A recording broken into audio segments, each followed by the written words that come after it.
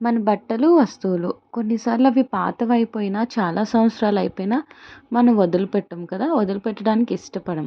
Hi! This is Sneha. Welcome to precious handmades. ఇది నా engagement blouse 7 years back. So, నేను just దానిపైన patches stick చేశాను. అప్పుడు నాకు టైం లేదు కాబట్టి.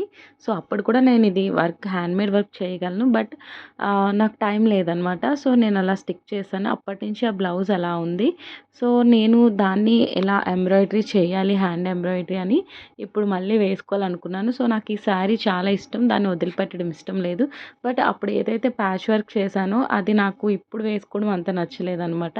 సో, నేను దాన్నంతా రిమూవ్ చేసేసి నేను ఒక పెన్సిల్ తీసుకొని నాకు ఇష్టమైన డిజైన్‌ని నేను డ్రా చేసుకున్నాను. తర్వాత I started stitching my hand embroidery. See how it became.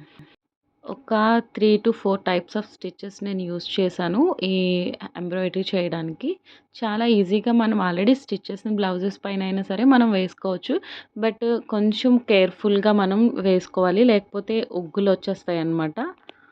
ఎందుకంటే క్లాత్ అనేది ఫ్రేమ్ మీద ఉండదు కాబట్టి. నాకు హ్యాండ్ ఎంబ్రాయిడరీ అంటే చాలా ఇష్టము. సో, మీలో కూడా ఎవరికైనా ఇలా ఇష్టమైతే చెప్పండి. నేను నాకొచ్చినవి వీడియోస్ చేసి పోస్ట్ చేస్తాను.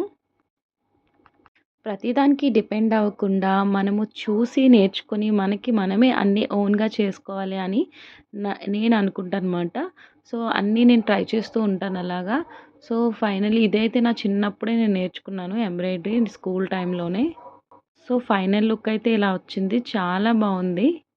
మీకెవరికైనా ఇంట్రెస్ట్ అయితే హ్యాండ్‌మేడ్ వర్క్స్, ఇండిపెండెంట్ ఇలాంటివన్నీ ఇంట్రెస్ట్ ఉంటే మీరు నా ఛానల్ చూడొచ్చు. అన్నీ రిలేటెడ్ వీడియోస్ ఉంటాయి.